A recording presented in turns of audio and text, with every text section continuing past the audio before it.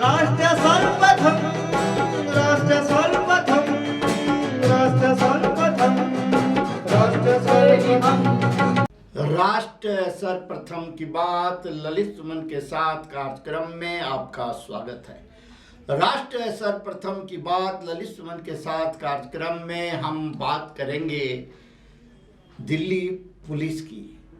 Delhi police की चर्चा न सिर्फ भारत की राजधानी दिल्ली में होती है, बल्कि संपूर्ण देश में दिल्ली पुलिस की कार्यशैली की चर्चा होती है। दिल्ली पुलिस राष्ट्रीय स्तर पर अपनी एक अलग पहचान जहां बनाने में सफल रहा है, वहीं अंतर्राष्ट्रीय स्तर पर भी दिल्ली पुलिस काफ़ी महत्व रखता है। राष्ट्र सर्वप्रथम की बात ललित सुमन के साथ कार्यक्रम में आज हम चर्चा दिल्ली पुलिस की इसलिए कर रहे हैं क्योंकि दिल्ली पुलिस द्वारा जो अपना वार्षिक समीक्षा रिपोर्ट प्रस्तुत किया गया, उसमें कई बातें सामने आई है जिसे आम लोगों तक पहुंचाया जाए।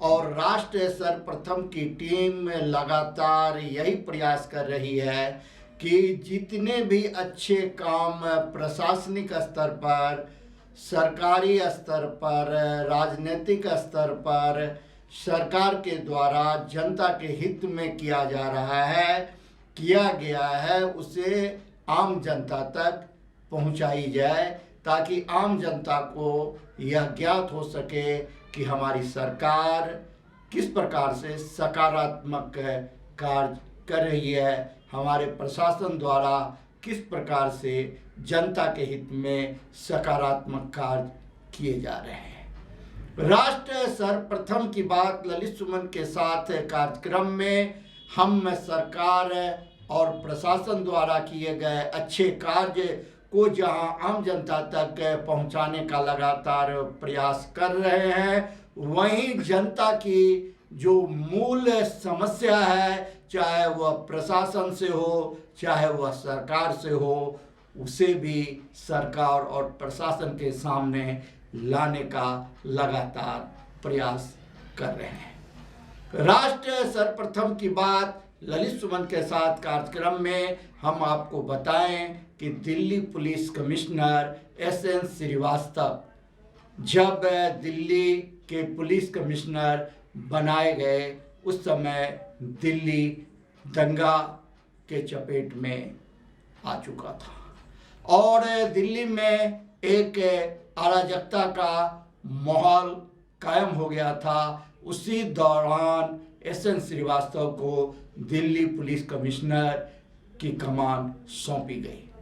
Delhi police commissioner S N. Srivastava ने जिस सूझ और बूझ के साथ उस स्थिति को नियंत्रित किया, दंगा पर अंकुश लगाया और अपराधियों को पकड़कर कानून के हवाले लाने का काम किया, उसकी जितनी भी तारीफ की जाए वह कम है। यह सिलसिला अभी चल ही रहा था कि कोरोना का घोर संकट भारत के ऊपर और भारत की राजधानी दिल्ली पर भी छा गया। कोरोना काल में दिल्ली पुलिस ने जिस बहादुरी के साथ, जिस हिम्मत के साथ काम किया, उसकी तारीफ चारों ओर की जा रही है।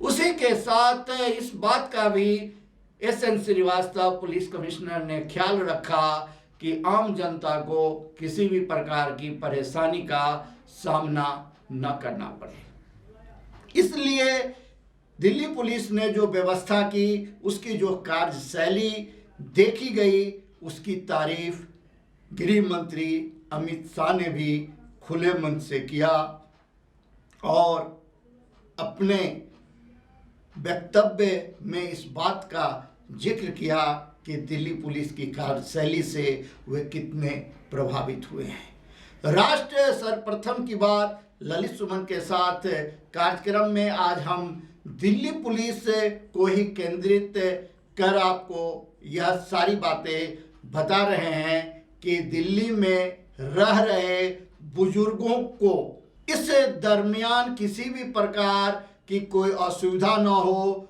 इसके लिए दिल्ली पुलिस ने जिस प्रकार से कोरोना काल में काम किया और सीनियर सिटीजन को जो दिल्ली में अकेले रहते हैं उनसे 4 लाख से अधिक बार जाकर मिला, उनके दुख दर्द को जाना और उनके अंदर एक आत्मविश्वास पैदा करने का काम किया। दिल्ली पुलिस की इसके लिए जितनी भी प्रशंसा की जाए, पुलिस कमिश्नर एस.एन. श्रीवास्तव की जितनी तारीफ की जाए वो कम है।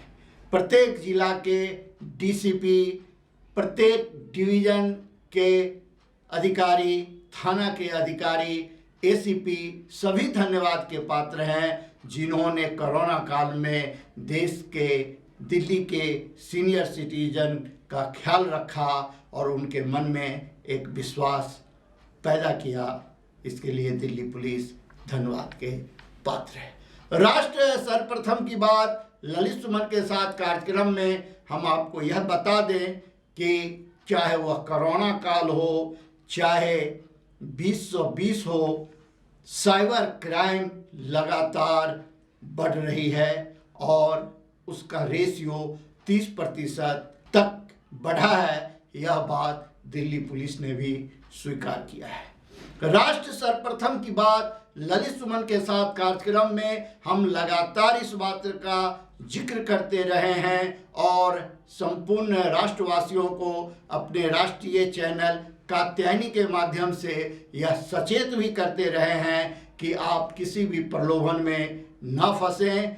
आप के पास कोई मेल आवे या आपके व्हाट्सएप पर कोई मैसेज आए या आपको किसी भी प्रकार का कोई प्रलोभन दूरभाष से, मोबाइल से दिया जाए तो आप किसी प्रलोभन में न फंसें और बगैर सत्य को जाने ना तो पैसे का लेन देन करें, ना आप उनके साथ किसी भी प्रकार का OTP शेयर करें।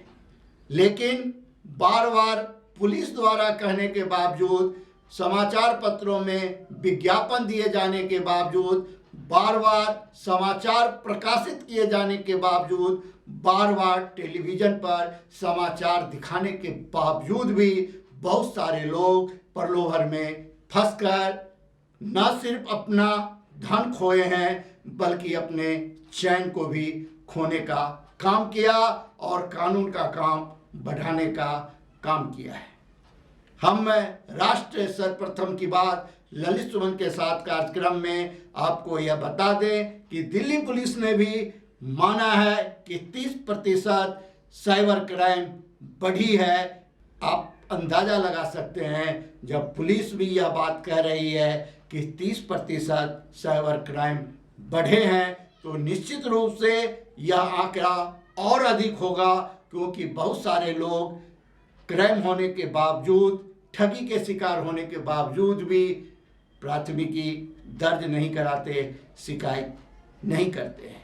राष्ट्र सर्वप्रथम की बात ललित सुमन के साथ कार्यक्रम में अभी समय है एक ब्रेक का। हम चलते हैं ब्रेक पर, ब्रेक से लौट कर आएंगे और हम और बात करेंगे जो कि दिल्ली पुलिस ने इस कोरोना काल में पुलिस कमिश्नर एस.एन. श्रीवास्तव के नेतृत्व में किस प्रकार से भारत की राजधानी दिल्ली को सुरक्षित रखने का काम किया है, दिल्ली पुलिस का मनोबल बढ़ाने का काम किया है। जो पुलिसकर्मी वर्दी धारण करने के बाद, शपथ लेने के बाद पुलिस के रूल और रेगुलेशन का उल्लंघन करने का काम किया, उन्हें दंडित करने तक का काम किस प्रकार पुलिस कमिश्नर एस.एन. श्रीवास्तव के नेतृत्व में किया जा रहा है, हम उस पर चर्चा करेंगे। आप कहीं जाए नहीं, लौट के आते हैं ब्रेक के बाद और फिर हम आपसे बात करते हैं। 22 वर्षों से प्रकाशित मदर इंडिया पत्रिका, पढ़ते रहे देश दुनिया की खबरों के लिए।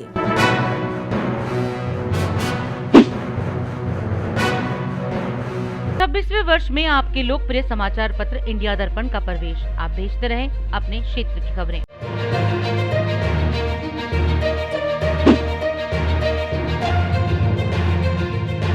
राष्ट्र सर्वप्रथम की बात ललित सुमन के साथ कार्यक्रम में ब्रेक के बाद आपका फिर से एक बार स्वागत है।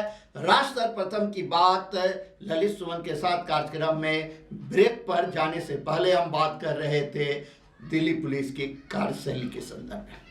राष्ट्र सर्वप्रथम की बात ललित सुमन के साथ कार्यक्रम में हम आपको बताएं कि पुलिस कमिश्नर एसएन श्रीवास्तव लगातार बगैर किसी चर्चा में आए हुए, बगैर किसी विवाद में फंसे हुए जिस तरीके से काम कर रहे हैं, जिस प्रकार से दिल्ली को अपराध मुक्त करने की दिशा में एक सकारात्मक पहल कर रहे हैं, यह वर्षों वर्ष तक याद किया जाता रहेगा। राष्ट्र सर्वप्रथम की टीम दिल्ली के विभिन्न जिला का दौरा कर इस बात को जाना है कि दिल्ली पुलिस की वर्तमान टीम लगातार बहुत ही अच्छे ढंग से अपराध नियंत्रण की दिशा में काम कर रही है। जो छोटी छोटी घटनाएं पहले दिल्ली में हुआ करती थी उस पर भी जहां अंकुश लगा, वहीं बड़े वारदात जिसमें हत्या हो जाती थी उस पर भी अंकुश लगाने में दिल्ली पुलिस कामयाब रहा है इन वर्षों में।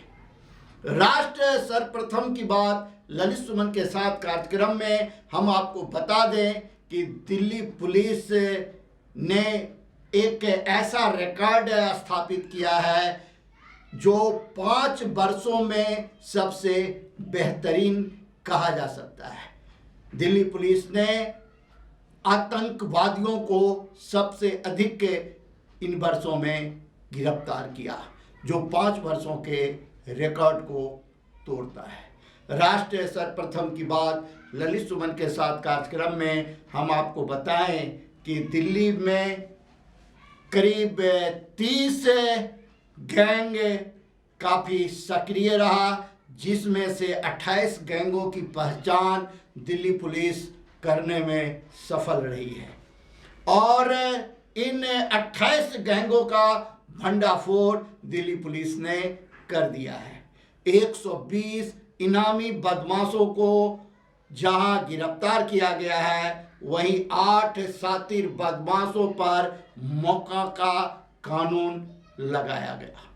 राष्ट्र सर्वप्रथम की बात ललित सुमन के साथ कार्यक्रम में हम आपको यह भी बता दें कि 27,575 बदमाशों के डोजियर अपडेट किए गए हैं दिल्ली पुलिस द्वारा। राष्ट्र सर्वप्रथम की बात ललित सुमन के साथ कार्यक्रम में हम आपको यह भी बताते हैं कि 1335 भगोरे आरोपियों को भी दिल्ली पुलिस ने इन कोरोना काल में गिरफ्तार किया। 1442 बदमाशों की हिस्ट्री शीट खोली गई और 84 गायब बदमाशों को खोजकर निकाला गया। 528 बदमाशों की जमानत कैंसिल करने के लिए अदालत में याचिका लगाई गई। राष्ट्र सर्वप्रथम की बात ललित सुमन के साथ कार्यक्रम में हम आपको जो आंकड़ा दिया है, आप अगर उस आंकड़े पर गौर करें तो आपको यह जानकर आश्चर्य होगा कि एक बगल कोरोना का काल, सारा राज्य अस्त व्यस्त, भारत की बढ़ती और दिल्ली की बढ़ती जनसंख्या, राष्ट्रीय और अंतर्राष्ट्रीय दबाव, भारत की राजधानी, इतनी सारी विधि व्यवस्था को नियंत्रित कराना, उसके बाद अपराध नियंत्रण की दिशा में, अपराध पर अंकुश लगाने की दिशा में लगातार काम करना, शांति स्थापित करना कितना कठिन काम था। लेकिन Delhi police commissioner S N Srivastava ने अपनी टीम का मनोबल बरकरार रखा, उनके मनोबल को बढ़ाते रहे और न सिर्फ अपराध नियंत्रण की दिशा में सकारात्मक कदम बढ़ाया, बल्कि दिल्ली में शांति स्थापित करने में भी वे सफल रहे। राष्ट्र सर्वप्रथम की बात ललित सुमन के साथ कार्यक्रम में हम आपको यह भी बता दें कि दिल्ली पुलिस एक मामले में चेन स्नैचिंग के मामले में अन्य वर्षों के अपेक्षा थोड़ी पिछड़ी रही।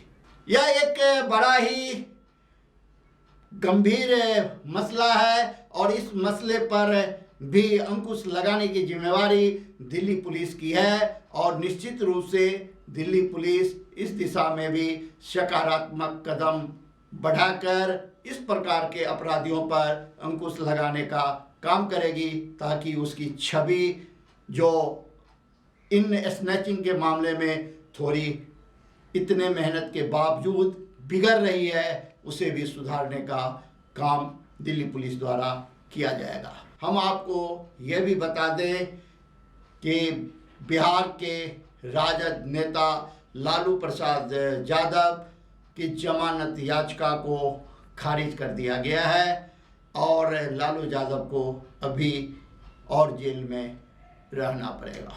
कि राष्ट्र सर्वप्रथम की बात ललित सुमन के साथ कार्यक्रम में आज हम आपसे यही विदा लेते हैं और फिर हम आपसे मिलते हैं नए सवालों के साथ। राष्ट्र सर्वप्रथम, वंदे मातरम, जाग उठा है भारत। आज प्रधानमंत्री मोदी ने वीडियो कॉन्फ्रेंसिंग के जरिए नीति आयोग की छठी गवर्निंग काउंसिल की अध्यक्षता की। आपको बता दें कि इस कार्यक्रम में राज्यों के मुख्यमंत्री, राज्यपाल और केंद्रीय मंत्री मौजूद रहे।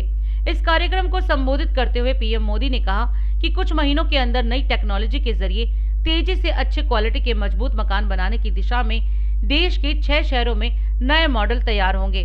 साथ ही उन्होंने कहा कि पानी की कमी और प्रदूषित पानी से होने वाली बीमारी लोगों के विकास में बाधा न बने, इसके लिए मिशन मोड पर काम हो रहा है। पीएम मोदी ने कहा कि देश समय न गवाते हुए तेजी से आगे बढ़ने का मन बना चुका है।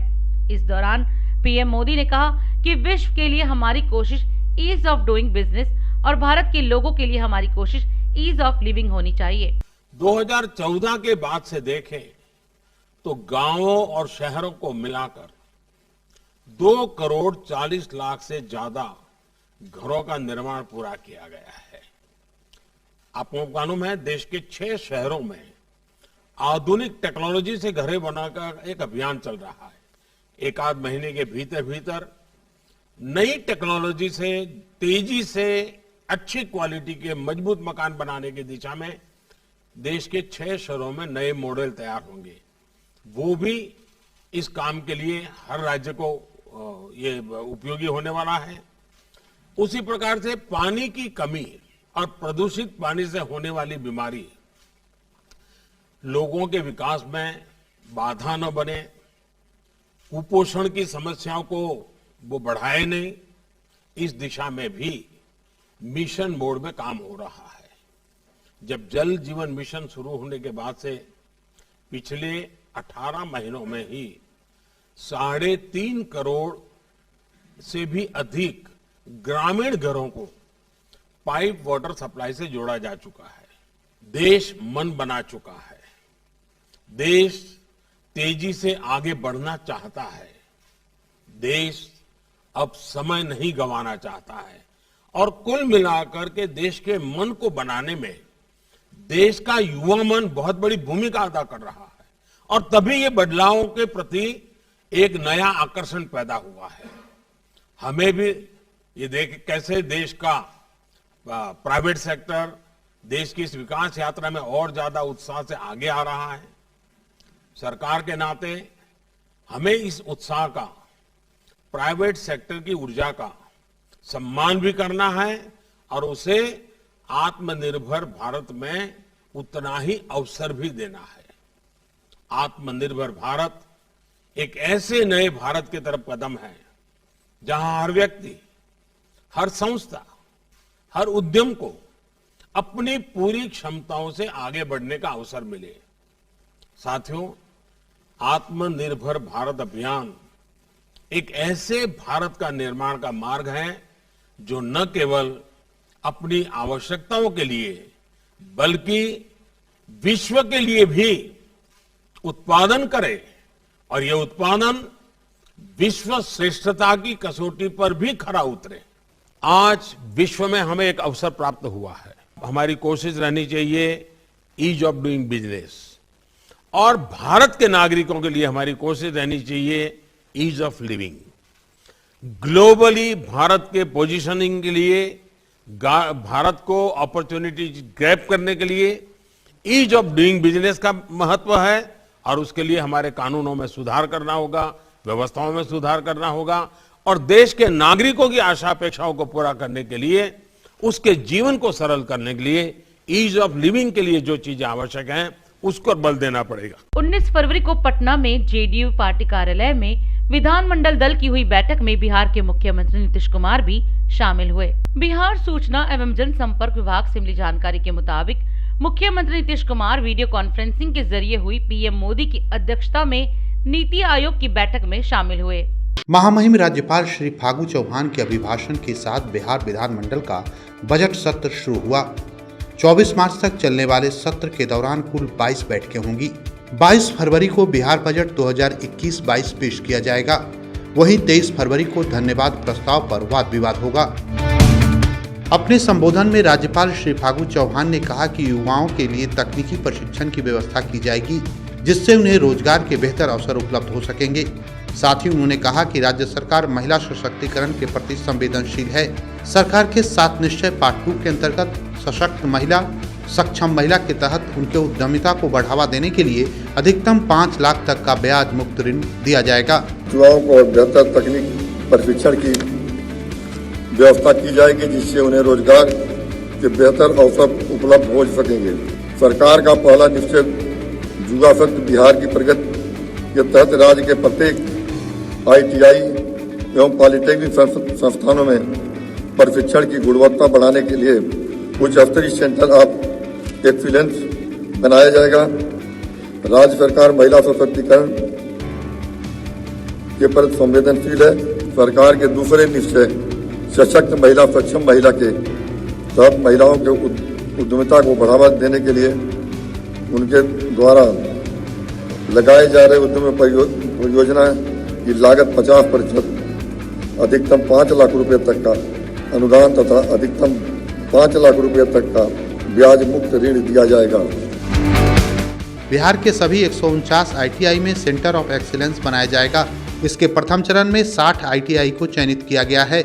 एडवांस टेक्नोलॉजी में machine learning, internet of things, graphic design, robotic maintenance, electric इत्यादि की मशीनें लगाकर इंडस्ट्री के सहयोग से इसे और उन्नत बनाया जाएगा। गुरुवार को मुख्यमंत्री श्री नीतीश कुमार के समक्ष श्रम संसाधन विभाग के प्रस्तुतिकरण के दौरान इस संबंध में जानकारी दी गई।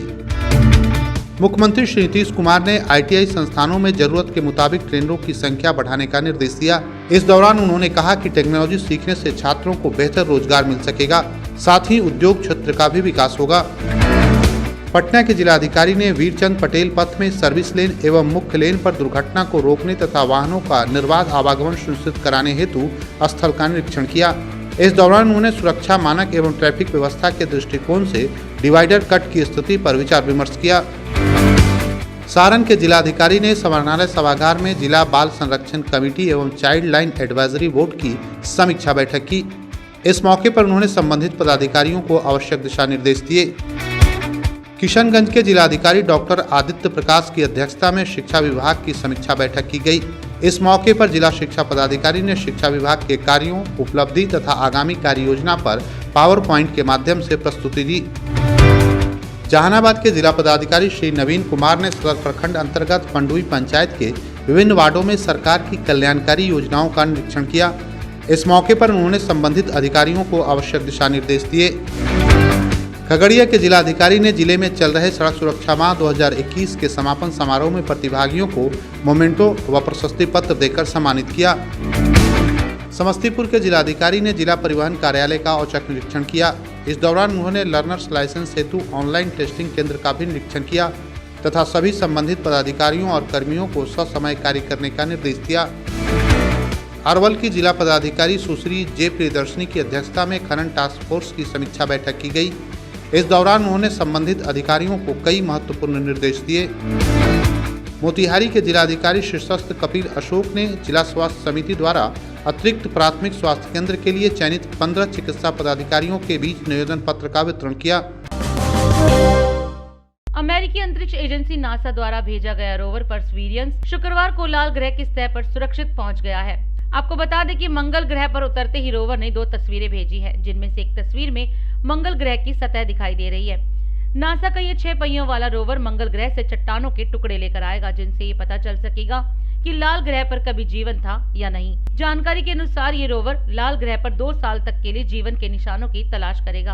आपको बता दें कि रोवर को लाल ग्रह पर उतारने की अहम भूमिका भारतीय मूल की अमेरिकी वैज्ञानिक स्वाति मोहन ने निभाई है। बता दें कि स्वाति ही वह वैज्ञानिक है जिन्होंने मार्च 2020 मिशन के लिए दिशा निर्देश और नियंत्रण अभियान का नेतृत्व किया था। राजधानी दिल्ली और एनसीआर में आज सुबह घना कोहरा छाया रहा। घने कोहरे के कारण विजिबिलिटी काफी कम थी, जिसका असर यातायात पर भी नजर आया।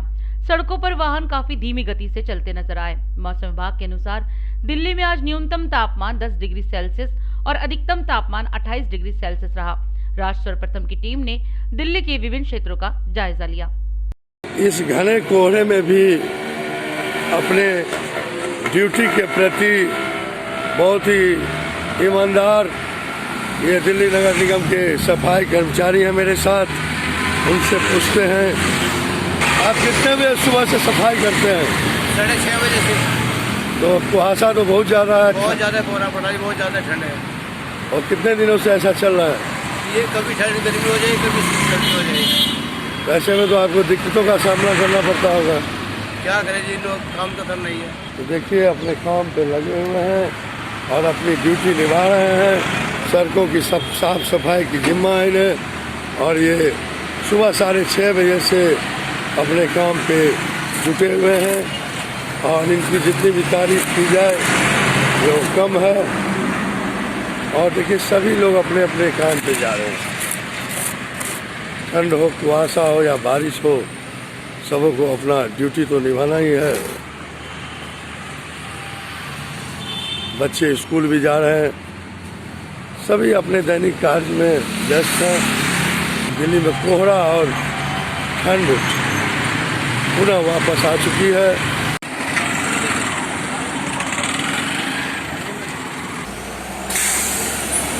रेल भवन के समीप में मैं अभी हूँ और पूरे दिल्ली शहर कोहरे की चपेट में है।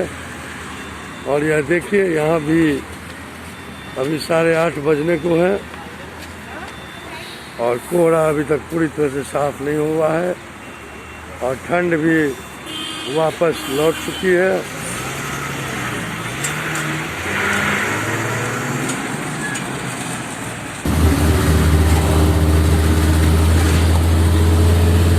अभी आपको कोहरा और ठंड का नज़ारा दिखा रहा हूँ। हालांकि धूप भी निकल रही है, लेकिन सुबह में काफ़ी ठंड और कोहरा और प्रदूषण खतरनाक रूप धारण किए हुए है, जिस कारण आम लोगों के सामने काफ़ी समस्याएं आ चुकी है। खास करके जिन्हें मधुमेह है, जिन्हें रक्तचाप यानी कि ब्लड प्रेशर की बीमारी है, उन्हें इस मौसम में काफ़ी संभल कर रहने की ज़रूरत है। मैं DID न्यूज़ के लिए मिहिर कुमार झा। नीति आयोग की बैठक में बोले पीएम मोदी, प्राइवेट सेक्टर की ऊर्जा का करे सम्मान। रावत सरकार ने महिलाओं को दी बड़ी सौगात, पति की पैतृक संपत्ति में सह स्वामित्व देने वाला अध्यादेश लाई। भोपाल में युवती के साथ हैवानियत, राहुल ने कहा भाजपा हमेशा पीड़िता को ही बलात्कार के लिए ठहराती है जिम्मेदार। देश में 24 घंटे में कोरोना संक्रमण के करीब 14,000 नए मामले, 101 की मौत। दिल्ली एनसीआर में छाया घना कोहरा, कम विजिबिलिटी से ट्रैफिक प्रभावित। प्रियंका गांधी आज मुजफ्फरनगर में करेंगी किसान महासभा। मथुरा में भीषण सड़क हादसा, ट्रक के पीछे से घुसी कार, 2 युवतियों समेत 4 की मौत। पेट्रोल डीजल की कीमतें छू रही आसमान। उम्र को लेकर दिल्ली सरकार का बड़ा फैसला, 3 से 4 साल तक के बच्चों को नर्सरी में एडमिशन। हंदवाड़ा के एक निजी स्कूल के परिसर में ग्रेनाइट फटा, सफाई कर्मी घायल। राष्ट्र सर्वप्रथम, राष्ट्र सर्वप्रथम। भंग